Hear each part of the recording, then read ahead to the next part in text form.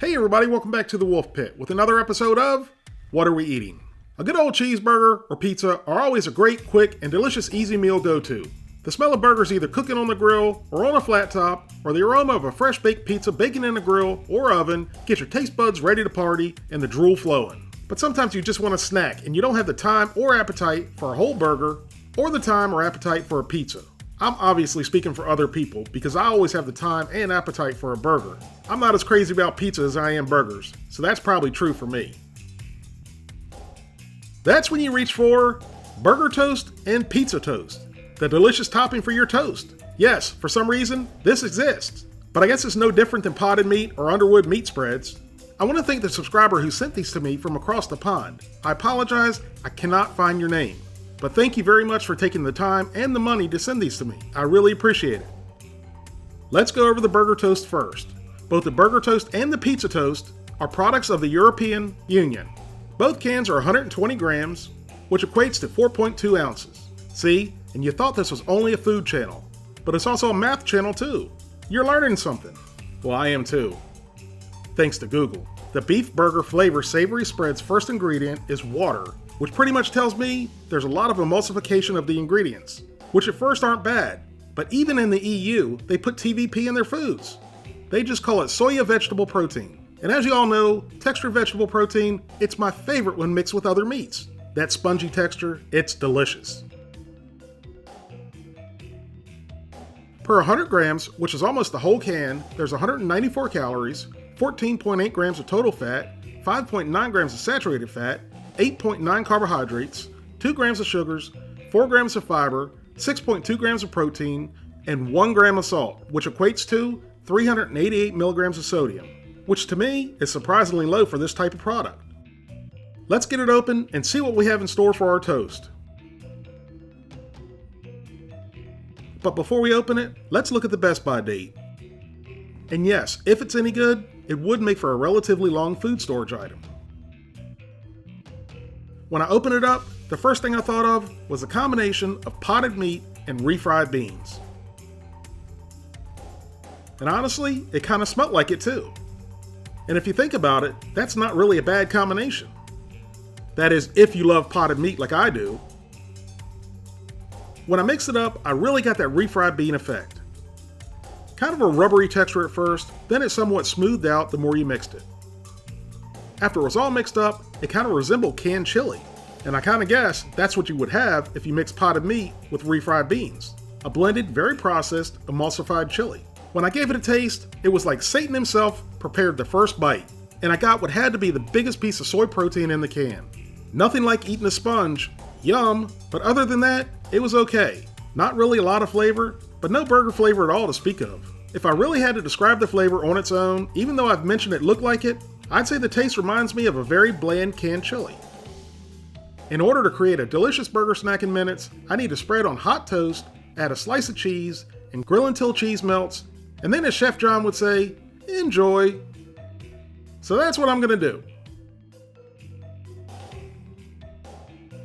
As I was spreading it, it looked more like chunky peanut butter. This is the chameleon of meat spreads. What's it gonna change to next?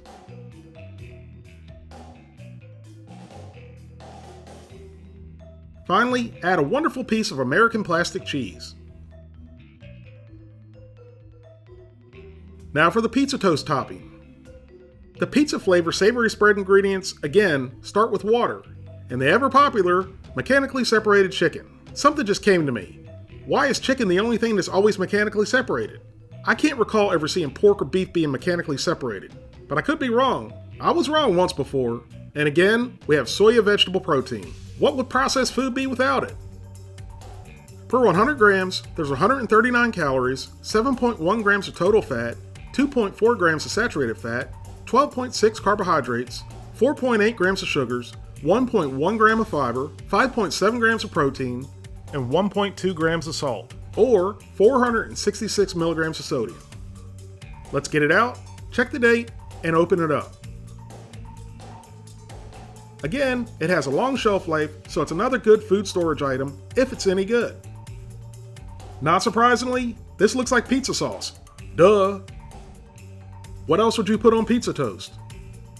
It does look fairly chunky though. I hope those aren't chunks of TVP. After a little bit of stirring, it looks more like a thinned out tomato paste. But it does smell pretty good and has a decent flavor, but nothing more than a lightly seasoned tomato paste. But it does have a nice subtle sun-dried tomato flavor. The preparation is exactly like the burger toast spread. When I started spreading it on the toast, I really got the smell of the sun-dried tomatoes, and it even kind of looked like chunky sun-dried tomatoes. But I don't think there's sun-dried tomatoes in here. Maybe it's a sweet paprika I was tasting. Whatever it was, that was the dominant flavor. Once all the spread was spread, say that 10 times real quick. I added a piece of provolone cheese, or provolone cheese as some people call it. These went into my new toaster oven under the broiler for a couple minutes until the cheese was melted and nice and bubbly.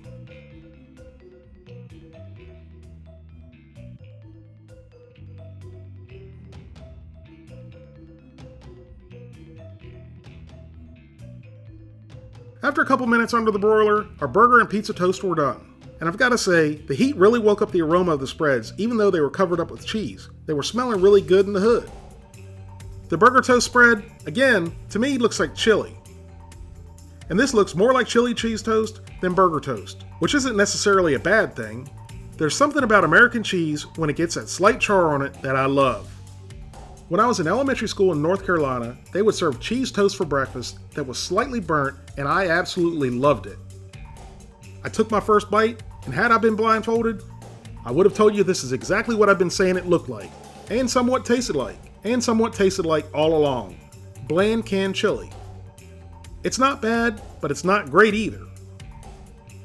But it was obviously okay enough for me to take a second bite. Finally, we had the pizza toast, which I was looking a little more forward to trying, since it made a little more sense, smelled better, and had real cheese.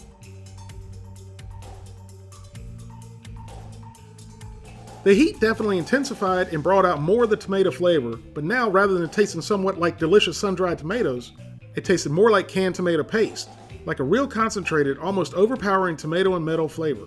No really other discernible flavor stood out. It was a bit better than the burger spread, but just slightly. But just like the burger toast, it was good enough for a second bite, mainly because I was really hungry. By the way, I only used about a third of the can on each piece of toast, so depending on how much you put on it, each can will make about 3 pieces of toast. I wanted to see how they would taste on the toast after being heated without the cheese. Again, because I was hungry and my blood sugar was dropping to dangerous levels. I'm just kidding, I'm not diabetic, I just play one on TV. After removing the cheese and giving them both a taste while still warm, they did seem to have more pow, even though it was more like a pew-pew flavor-wise straight out of the can. Neither the burger toast or the pizza toast were great, but neither were horrible either.